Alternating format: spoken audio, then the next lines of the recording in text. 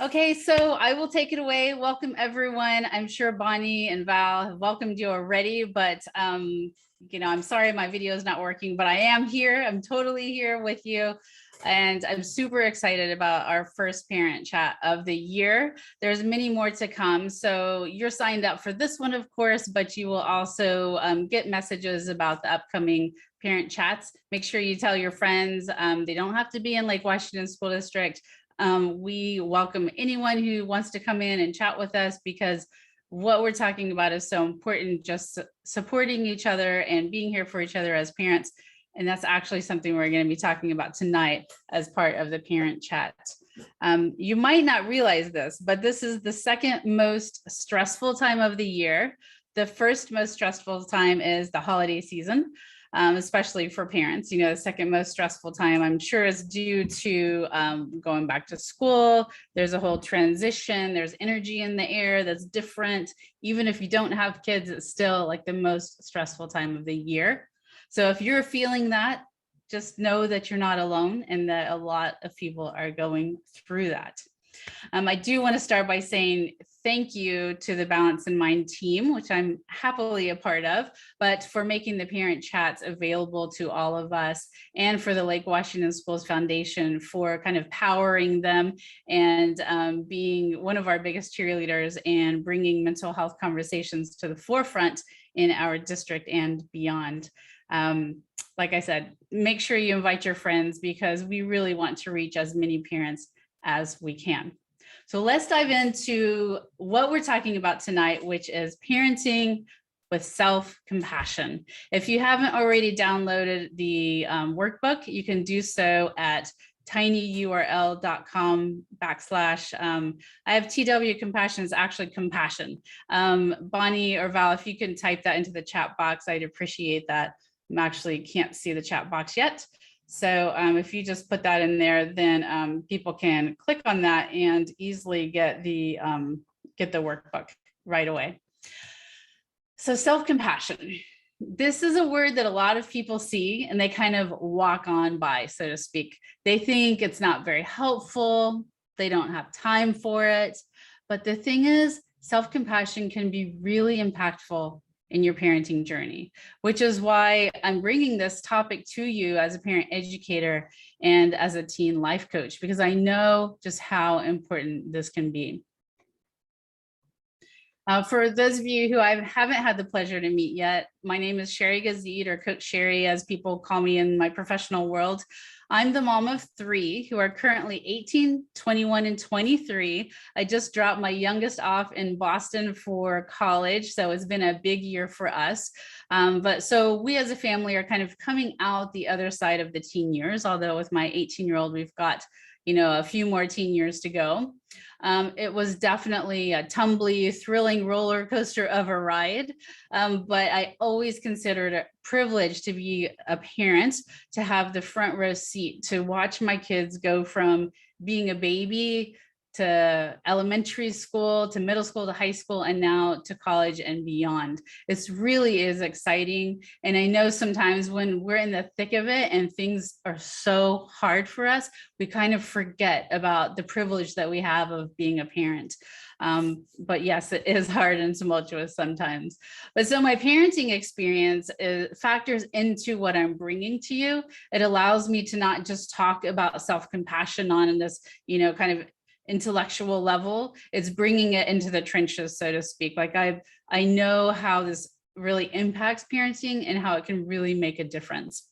Now, I do also have a professional background. Don't worry, I have a mental health background, and I've been working with teens and parents and even younger kids, with organizations, and I'm listening to the pulse of the community and what's going on. So I also bring that into the equation when I'm talking about things like self-compassion. So tonight I'm presenting as the TeenWise founder, but I am, like I mentioned, a dedicated member of the Balance in Mind team. And we are working really hard, really diligently to start and to continue the much needed conversations about mental health, and self-compassion is definitely a piece of that. If you want to join our team, by the way, you can always email us at info@balanceinmind.org, and we will see how you can best help us out. Right. So enough about me and all the background. Let's talk about you and the importance of practicing self-compassion. Now, when you hear that word, I want to know what you think self-compassion is. Like, you've probably come across this word, you've kind of have an idea of what it is. So I'm wondering what you think it is. And if you can put that into the chat box, that's very helpful for me. By the way, can somebody let me know, are you seeing my slides moving forward? With all the tech glitches we're having, I just want to make sure that that's working. Okay, awesome. All right, so let's see. Kindness, yes on the slides. Thank you for letting me know. Self-awareness, that's a piece of it. Giving yourself grace, I like that, Vanessa. That's a great way to think of it. Positive self-talk, for sure. And being gentle with oneself, not being hard on yourself. Yes, I love all these answers. Yes, and this, you're getting the gist of it. And there's definitely more to it that makes it, and we're going to go over it, don't worry, the different parts of it, but this is kind of the gist of it for sure. So I want to start though with what self-compassion is not, because some people think, well, self-compassion is like this soft thing. So if I just offer myself compassion, then that means that I'm going to be complacent. I'm going to be stagnant. I'm not accountable for anything I do, and I'm just lazy. So some people shy away from self-compassion because they think of it as this soft thing. And actually it's not. It takes a lot of work and a lot of practice, and it actually gets you to a better place and allows you to grow and to change and to be accountable and aware of what's going on in your life. So instead of thinking of self-compassion as soft, it is this concept of being kind to yourself through the thick and thin. And being kind to yourself doesn't mean that you don't acknowledge your mistakes or work towards bettering yourself.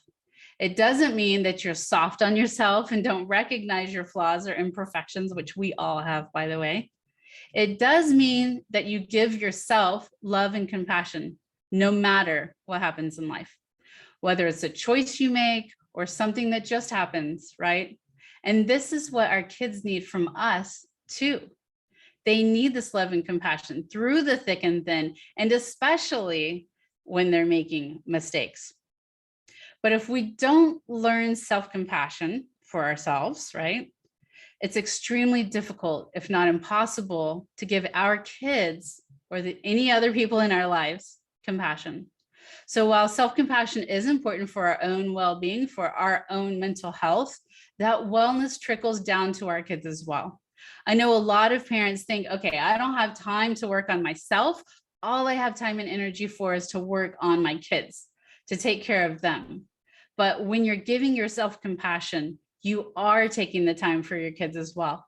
They definitely benefit from it. Right. So as all of you kind of alluded to, the idea of self-compassion is like being your own best friend.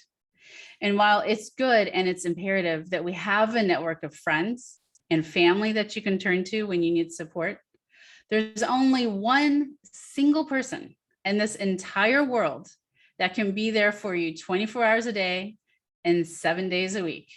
And I think you know who I'm referring to. That's you. I would love for you to type in the chat box, me, just so you can remind yourself that you are the only person that can be there for you 24 hours a day. So just type me. And I know it sounds silly. Why do I need to type me? But this is about not just learning and listening, but about taking action steps. So there's a small action step, just put me. Awesome. Thank you. And I love the heart. Lakeisha, I love hearts. I wear hearts all the time. So thanks for adding that heart in there. All right, so this is also, again, what you want for your kids. Think about this. They're having a rough time. Some of you may be having a very difficult time with your kids starting school this year. You cannot go up to the school and be like, it's okay, honey, let me give you a hug. Or be texting them all day. I've got you, you're okay. Like, they have to be their own best friend. They need to learn to have that self-compassion, which is an internal compassionate dialogue. And so when you become your own best friend, you're teaching your kids this as well. They'll see it if you practice it, and it will rub off. It doesn't even have to be a conversation about self-compassion. So think about, like, if you did something wrong and you said, oh, I'm so stupid. That's not self-compassion. But if you're a person who says that, by the way, guess what? You're going to start hearing that in your kids as well. Right, throughout this presentation, I'm going to be asking you questions, and I really want you to take a moment to answer them in the chat box. If you don't want to share in the chat box, you can just write it down in your workbook, which I hope you were able to download. All right, so when I say be your own best friend, what does that really mean? So let's take an example. Let's say you made a mistake as a parent. You yelled something mean at your child. Probably some of you have done this. Maybe you just yelled, maybe it wasn't something mean, but we all are imperfect and we do these things, right?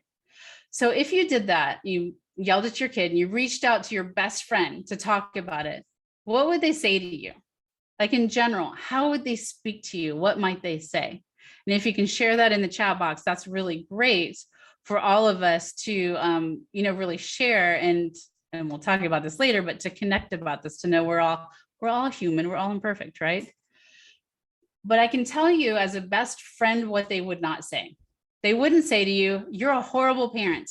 I can't believe you did that. Your kid's going to hate you. They're not going to say all of those things. What they're going to do is they're going to give you compassion. Yes, some of the answers, you're human, you're in a tough situation, you're doing the best you can. It's okay, I've done it as well. They would encourage you that it's okay and you're doing your best. Sounds like you're having a bad day. Are you okay? Look at yourself as someone else who you take care a lot and think, what would you tell her in the same situation? Absolutely. Yeah, with the teens that I work with, I coach a lot of teens. I actually tell them, like, this is their unicorn friend, and they defined what their unicorn friend is. Who do they want? Like, what do they want from this unicorn friend in those tough moments? And that's what they're trying to bring to the forefront. So if you need that visualization, just think of it that you're going to be your own unicorn friend and be kind and compassionate. Okay, so in parenting, I think we all probably know this by now. The emotions can be all over the place, especially during times of transition, like the beginning of the school year, or times when there's an unforeseen challenge, like let's say your child is diagnosed with depression or a learning difference or something that changes life just a little bit. Self-compassion can help get you through these emotional times. Here's a quote from Kristen Neff. I love her book. It's called The Proven Power of Being Kind to Yourself, Self-Compassion. If you want to dive into self-compassion more, that's a great book to refer to. But here's a quote from her. It says, self-compassion provides an island of calm, a refuge from the stormy seas of endless positive and negative self-judgment, so that we can finally stop asking, am I as good as they are? Am I good enough? This really, the second page here really hits home, because this is something that I see parents like comparing themselves to people and also wondering, am I a good enough parent? And I see this in teens. This is trickling down in our whole society onto our teens. So let me answer this question, this last question here. Am I good enough? Just let me answer that for you right now. The answer is yes, you are good enough. You aren't perfect. Neither am I. Neither is that mom you follow on Instagram. Neither is that neighbor that seemingly is always put together and always keeps their calm. Yes, you're definitely good enough. And there's always room for personal growth. Now, this right here, what I'm even telling you, this is an example of self-compassion, of just talking yourself through these things that come up for you. And the question of, am I good enough, comes up quite often. Okay, so self-compassion is not just being kind to yourself. There's actually 3 parts of it. So we're going to go through those tonight so that you truly understand what this kind of wraparound idea of self-compassion is. I think of it as the Trinity that gives you calm and solace. So the first part, that I mentioned is kindness. That's being kind to yourself. The second part is connectedness. And the third part is mindfulness. Okay. Right, so why is this important for parents? Whether we like it or not, we tend to judge other people in the way that we judge ourselves, especially with our kids. So to show compassion for others, you have to first have compassion for yourself. And do your kids deserve compassion? Definitely. If so, please put a big yes or a hell yes or a heart or something in the chat box. Do your kids deserve compassion? And the answer is absolutely. So however you want to positively say yes to that, you can just add that into the chat box. Okay, so let's talk about what this idea of being kind to ourselves is. I love, Vanessa, your clap hands, but is that a high five or a clap? I'm always confused on that one, but I love it. Okay, so kindness. So kindness isn't just about, hey, you're great. Hey, you're wonderful. There's things that we have to do to show ourselves self-compassion in this piece of kindness to ourselves. So the first thing is we have to be gentle and understanding with ourselves. You have to learn how to do that. You have to stop listening to the constant internal criticism. We can't completely stop the thoughts, but we have to kind of stop listening and paying attention to them. We have to understand that you've got flaws and failures rather than condemn them. So you're human, you're not perfect. So once we can kind of sit with that as a parent, we're not a perfect parent, we're a human parent, then it can lead to more kindness. And then we have to actively comfort ourselves. So being kind to ourselves doesn't just mean we ignore harsh feelings. That's absolutely not what self-compassion is. It doesn't mean that we just, let it, slide off our backs, no big deal. That's not what it's about either. It means we're actively comforting ourselves. And that's different for everybody of how that is. Some people, self-compassion is literally giving themselves a hug. For others, self-compassion is taking time for themselves. For others, it's a meditation. So everybody's way of being kind to themselves is different. So, but it needs to be an active self-compassion. So I want to give you an example of this filter idea of how it filters down to our kids. So let's say that you miss a work assignment. You're supposed to hand something in on a Thursday. You just don't get it done. For whatever reason, you don't get it done. Now, you could have these thoughts about yourself, this internal critic, right? It's like, you're so irresponsible, you're so disorganized, you've got no work ethic, you're lazy. We could have all of these internal thoughts, right? Is there anything else, like if this was you, like what would you say to yourself if you missed an assignment? Or let's say you're volunteering and you miss a meeting, or let's say you're supposed to bring in cookies to the classroom and you totally forget. Like, what would your internal critic say? It's probably going to go into hyperdrive, calling yourselves these not so nice things. Unless you've been practicing self-compassion already, that's probably what's going to happen. Okay, now let's talk about how this filters down to our kids. Let's say your child doesn't turn in a homework assignment. You might be thinking, why didn't they do it? Where's their work ethic? Aren't they responsible? As a parent, how did I let this happen? So you see how that filters down to your kids, whether you like it or not.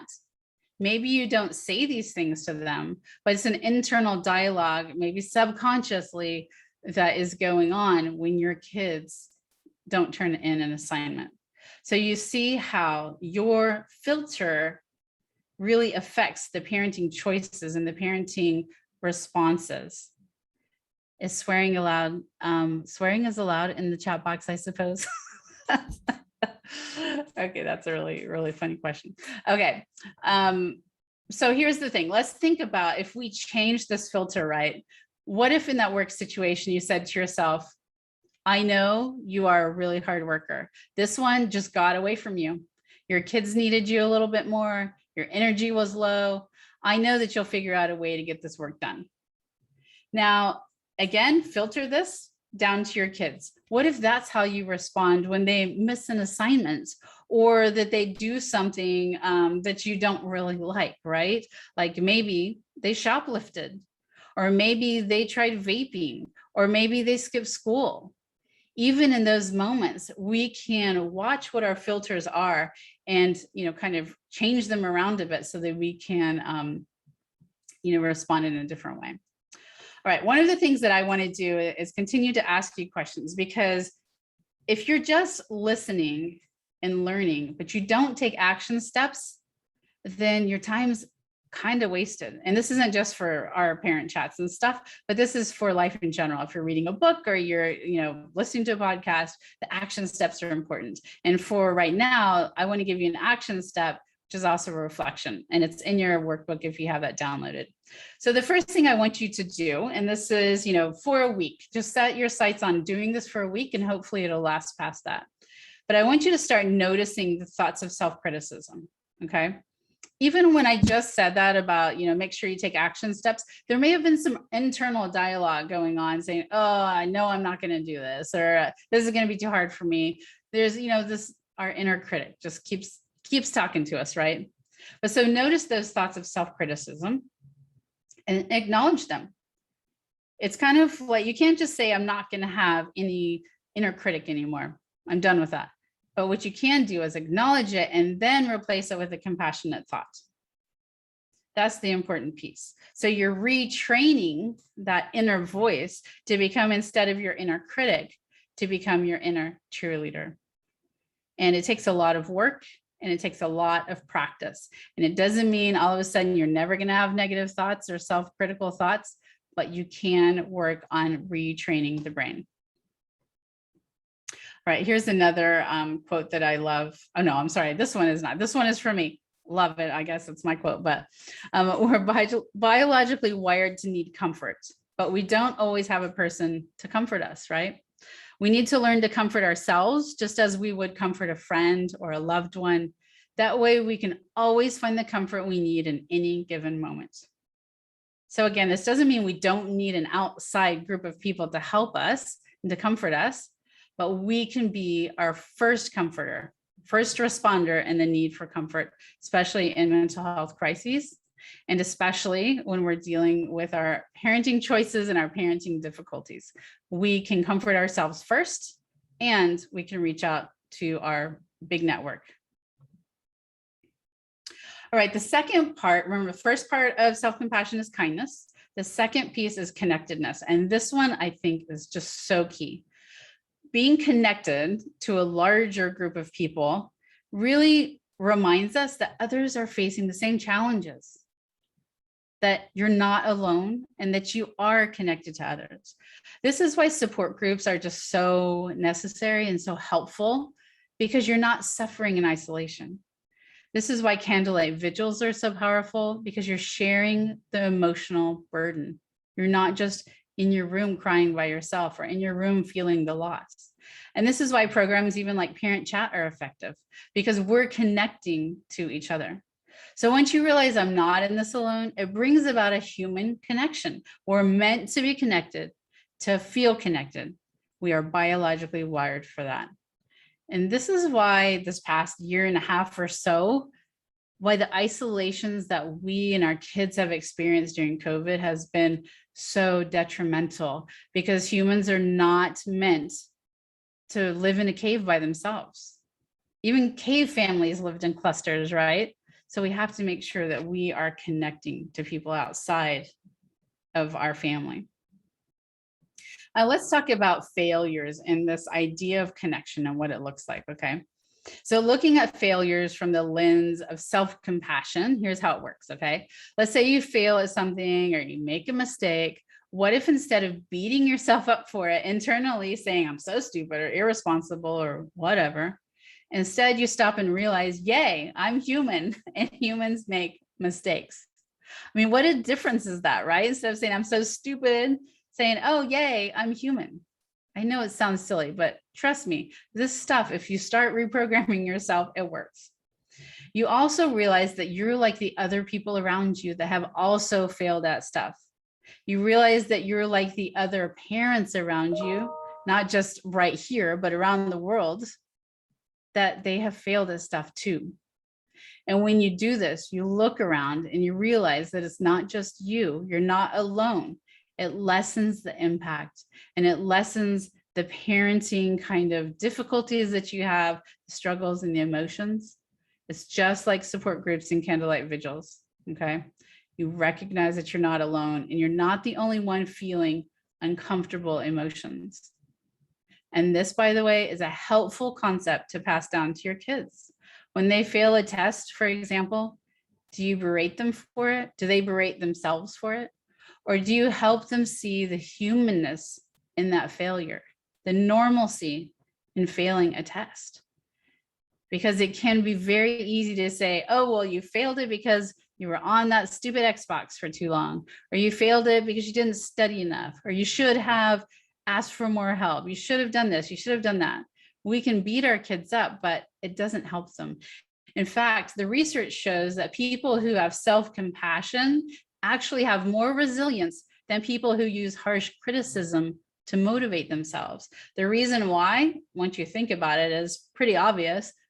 If somebody believes in themselves, they're going to push through, they're going to challenge themselves, they're going to be okay with failure.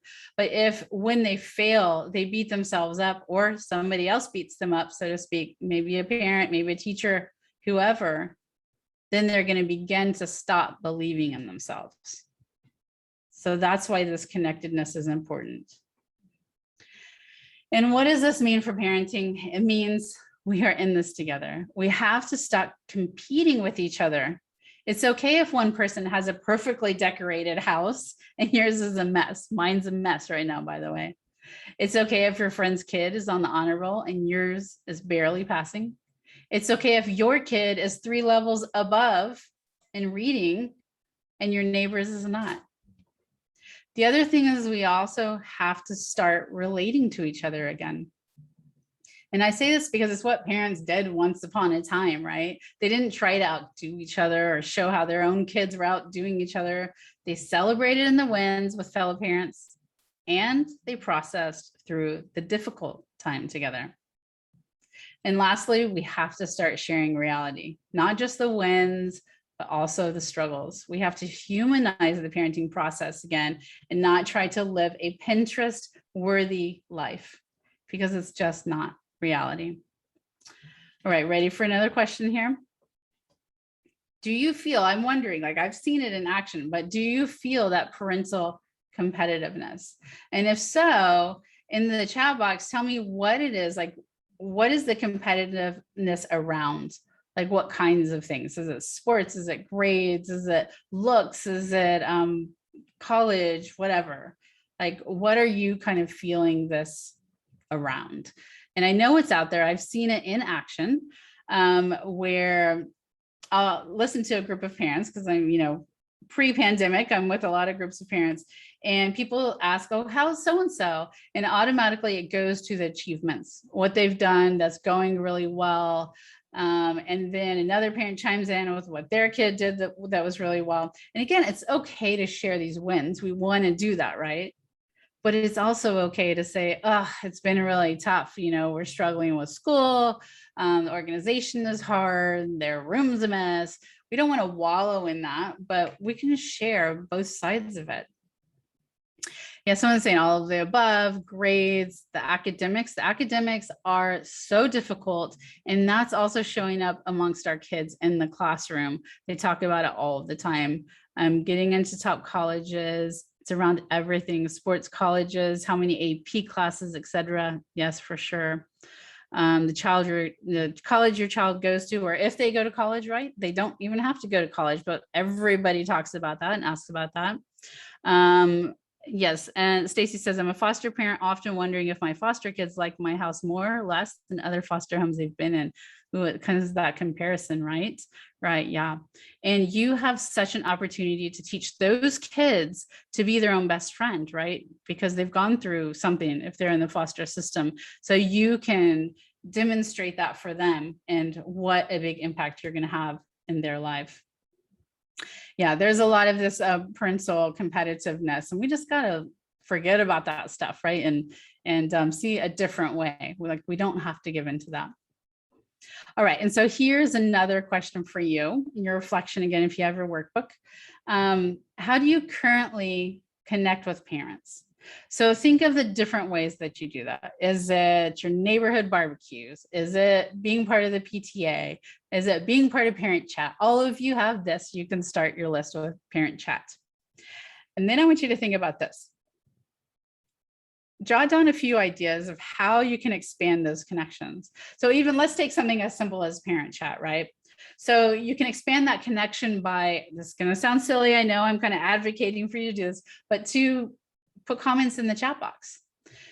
I know I'm part of webinars a lot, and I hesitate to put something in the chat box because I'm not being self-compassionate all the time. And I'm thinking, oh, is this going to sound just right? Are people going to like what I say? Are they going to judge me for what I say? But when we're real and we connect, that's when we really begin to feel that connection, not if we're just lurking in the shadows. So it's really, really important. Somebody else said financial competitiveness around here, definitely. Volunteering, does that mean like how many? Oh, volunteering, sorry, this is your reflection. Yes, that's a great way to connect. And because volunteering, you're able to feel like you're making an impact, and there's lots of interaction, lots of discussion. I love that. And then the third part of this reflection, also, I don't have it on here, is what are some new ways that you connect? So you have the ones you're already doing, but really kind of think about other ways that you can expand that connection. And I know you only have so much time, right? But that's important also. On the second question here, a few ways of how you can expand those connections. If you are part of a group, like let's say PTA, okay, you go to a PTA meeting, think about, can you go and say hi to people who are new at that meeting? Or say hi to people you don't know. As an introvert, that is so hard for me to do, but what an impact it has on that other person, also on yourself. Like when you connect with another human being, literally there's an energy flow. So kind of push yourself to connect with more people. All right, here's another quote. I apologize, I didn't put Kristen Neff's name on here, but this is a quote again from the book on self-compassion from Kristen Neff. When we're in touch with our common humanity, we remember that feelings of inadequacy and disappointment are shared by all. This is what distinguishes self-compassion from self-pity. So the part that really sticks out for me in this is our commonality in feeling inadequate and feeling disappointed. So when we are having a really hard time, just understanding that we're not the only one in the history of the world that has felt that. And knowing that there's probably a parent in this group even that is going through what we're going through. And that helps to ease the emotional burden and emotional suffering when we can realize that it's not just us that's feeling like that. Okay, let me read some things in the chat here. Okay, so volunteering is what Allison said, school organizations, book club volunteering. Someone says, I'm part of a parent group for the county she resides in for parents with disabled children. And Allison is saying, start a support group of parents from your child's school. Yeah, I mean that, and if you work with your PTA, I'm sure that they will help you to get that going. That is a really great idea. All right, the third part of self-compassion we are now at, oh, I'm sorry, 1 second, is mindfulness. Now, you've probably heard of mindfulness before, but this is a little bit different. This isn't just about being quiet and feeling the senses. It's about a balance between your emotions and thinking about those emotions. I'll talk about that a little bit in a second. There's also leaving judgment out, right? Leaving it at the door. And then there's also no labeling of good or bad. It's just simply is. There's the objectivity to acknowledging and noticing. So acknowledging and noticing feelings, acknowledging and noticing thoughts, acknowledging and noticing a situation. So it's kind of like taking one step back from the situation and being able to, I call it the scientific mode, to go into the scientific mode and be like, this is happening. Not like this is happening to me, or this is bad, or this is good, or this is awful, just noticing what's going on. So the first thing here, the balance between being emotional and thinking about these emotions is really key, because what we can do is when we are feeling, especially an intense emotion, we can like become that emotion. It can be all consuming. And we don't want to completely detach from our emotions, but we don't want them to control us either. So there's the other step of thinking about those emotions of I am feeling angry. I am feeling sad. And then one step more after that is I am being triggered because of this. I am feeling angry because I feel out of control. So thinking about the why behind that emotion too. Now, this may seem like it's this kind of esoteric thing, like, am I really going to be able to do this? But I can tell you, in the moments where you are most angry and you feel most out of control, this is the biggest helper to be able to stay calm, is to be able to stop, hit the big pause button, and look at your emotions and say, I am feeling angry. And then you can kind of dissect it a little bit. It's a big help. So I want to dive into the judgment part of this. Okay. Let's go back to this idea of, I yelled at my kids.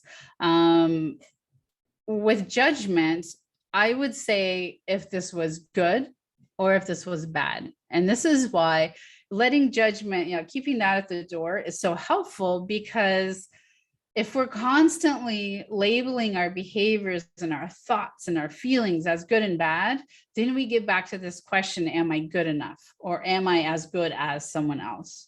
So when we can put that judgment to the side, it's no longer good or bad, it just is. The other thing about judgment is it can induce shame or guilt. And most guilt that we as parents feel is what I call false guilt, or it's just not really real. It's a perceived kind of guilt.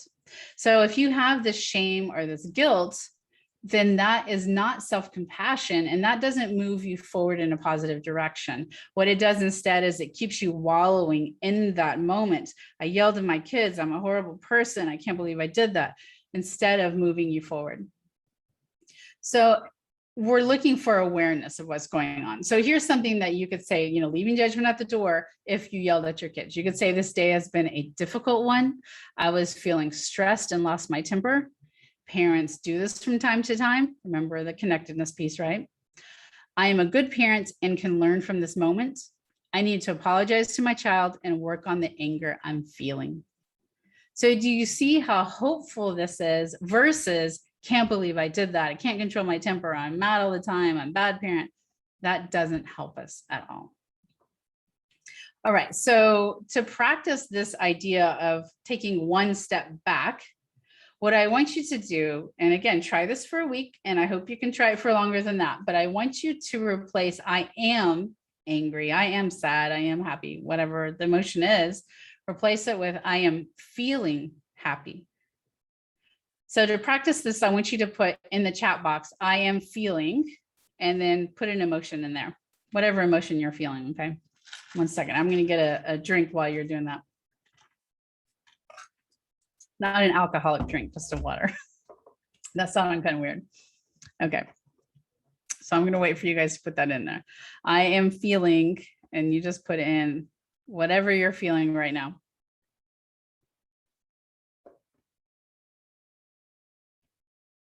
I'm feeling inspired. Love that. I'm feeling hopeful.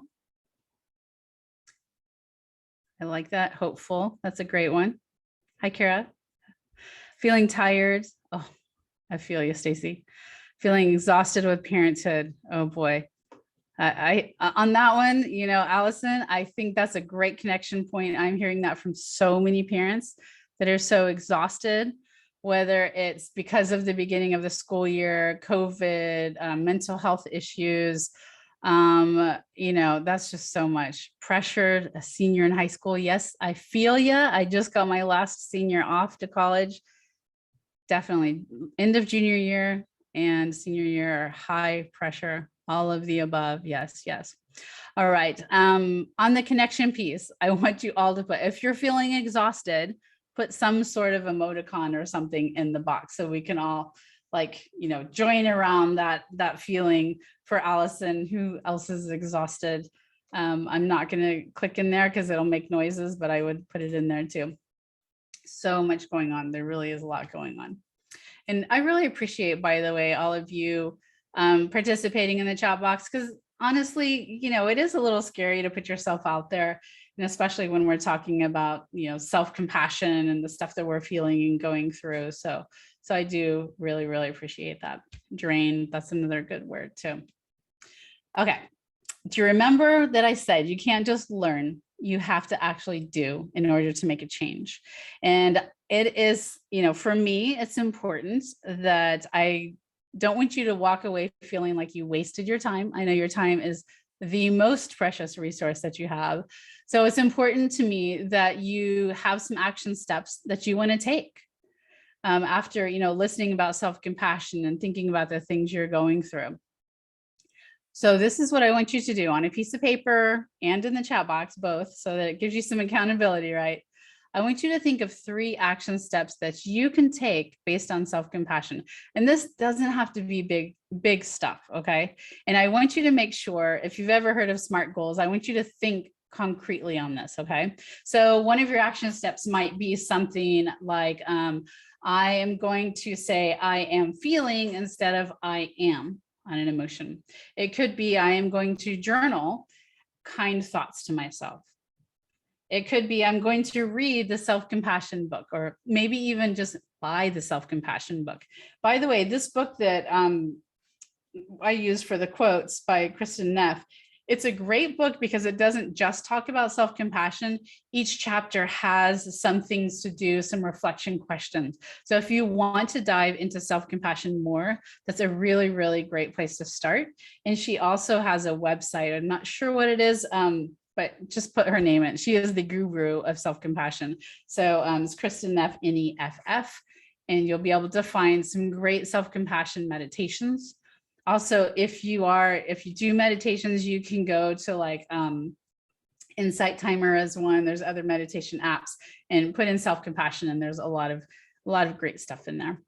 Okay, so let's see what some of your goals are here. Preserve energy, save some for yourself. I love that. That's really great to save it for yourself. And again, you're teaching your kids that. When they see that you're not just draining yourself for the sake of others, you are teaching them something right there. I'm going to attend a self-compassion webinar. I love that. Love that. Tell me where you're going to attend that. Let me know. Let's see. Thanks for putting that Kristen Neff's website up. That's in the chat box if anybody wants it. Is what I'm telling myself true? Is what I'm saying to myself kind? This is true. And you know what else, Allison, on that front?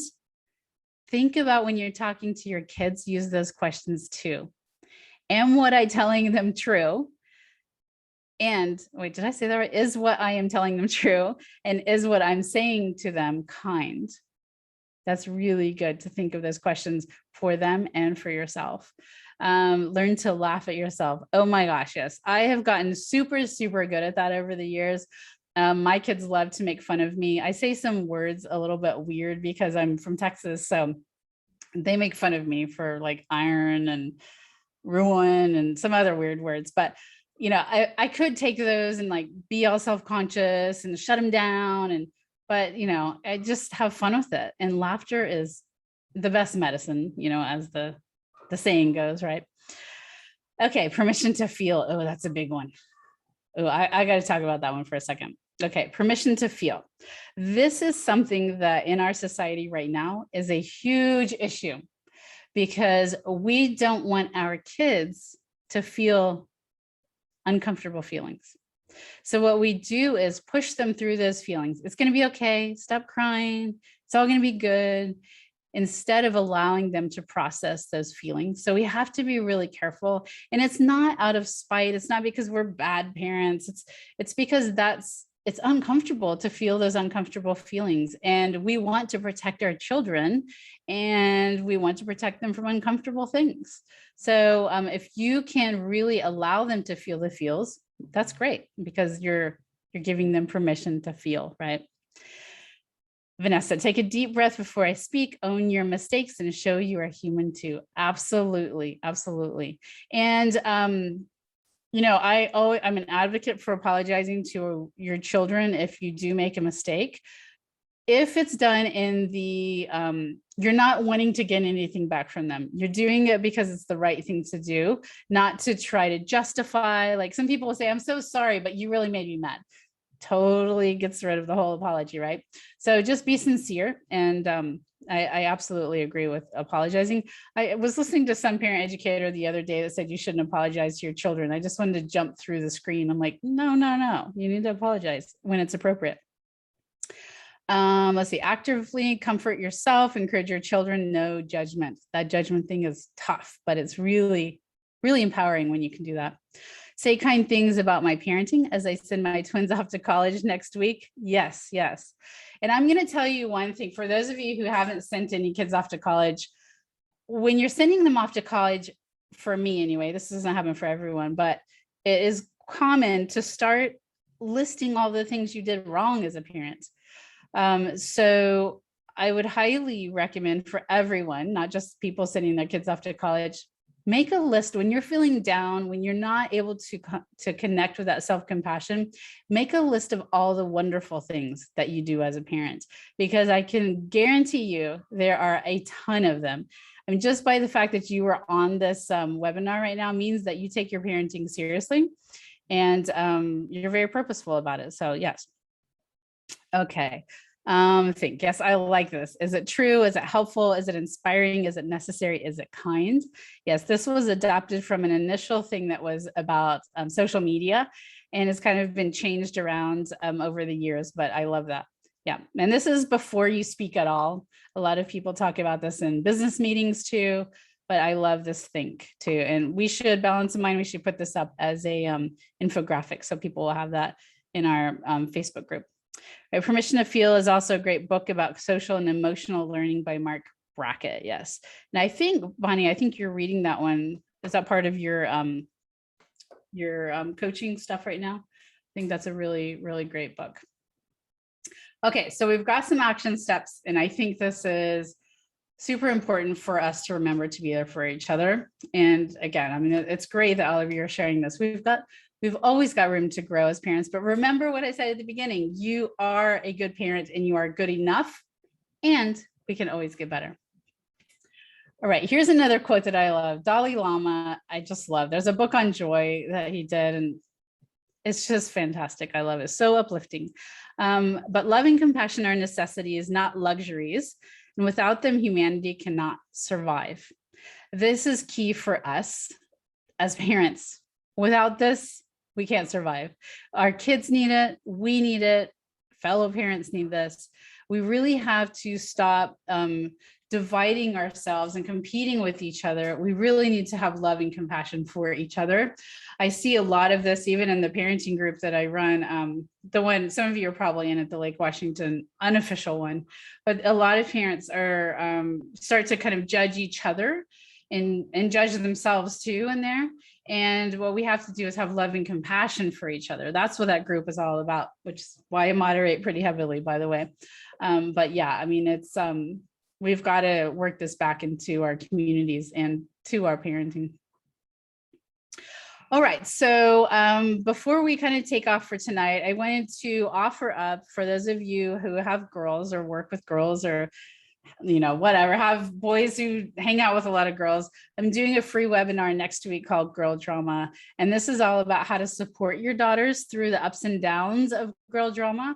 There's so many friendship shifts and difficult situations for our girls. And so we have to know how to deal with it, especially if we're triggered into like some of the things that came up for us, like from our own teen years. So if you want to register for that, it's free. You can just hop in and do that. And if you have any questions about anything we talked about tonight or anything teen stuff, even elementary kids, info@teenyseattle.com. You can email me there. Love to get emails. I love what I do. So don't feel like it needs to be the best question in the world, and you can also just follow up with me and say, hey, this works for me. This doesn't work for me. I'd love that too. And then along the lines of connection, I have, some of you have probably heard about this, the Mom Wise Club. And this is all about, it's moms with daughters in middle and high school. And the whole idea is for us to give each other compassion. And because we're doing that, learning self-compassion as well. So if you want to learn more about that, you can. And then I have a lot of free resources, teenyseattle.com. So feel free to hop onto that as well.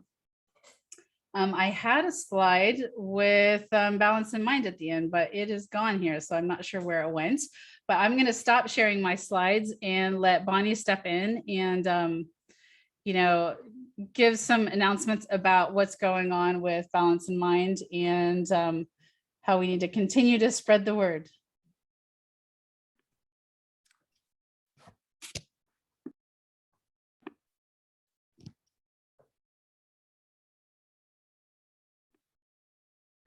Thanks, Sheri. Sorry about that. I just wanted to point out, so we will be doing these parent chats on Wednesday evening, and the next one in 2 weeks is going to be about neurodiversity. So that's kind of a newer term coming out. It's a way of thinking about kids who are atypical, not a little different, process things a little bit differently. So all along the spectrum of ADHD and autism, and there's just a lot of areas in there. We're going to be talking to a psychologist about that and how to recognize signs and symptoms, and maybe it's something you just have questions about with your kid or a friend, or so we're going to listen to an expert help us with that on our next parent chat. And then we've got a series of others coming up. We're going to be looking at how to identify some of the signals of depression, and we're going to talk about problem solving. So we've got lots of great stuff for you coming up. Yeah, and also if anybody has ideas on what they want to hear about, we're always looking for topics. And if you know some really great speakers, let us know that too. You can email us. It's, I think, info@balanceandmind.org, right? It's actually balanceandmind@lwsf.org. Okay. Oh, I totally screwed that up. Okay. That's okay. I should know that. I can't believe I got that wrong. Have some self-compassion, Sheri. I'm wonderful. I'm just tired, so I forgot. How's that? All right, there we go. There's the email in there. And also, if anybody wants to help by volunteering with us, it doesn't mean you have to find 10 hours a week. It also, if you have a single skill that you love, like doing social media or even just commenting on our Facebook group, those types of things we really need help with. So someone's asking, can the tween attend the girl drama? Yes, they can. They can. It's geared towards parents, but they can definitely attend. Any other last minute things we need to let people know? All right, great. So before everyone jumps out, if you can just put a quick message in the chat box of tonight, like something that stood out for you, something you'll remember, or it helps me to know what kind of stood out for you. Thanks, everyone. I hope you have a really fantastic night.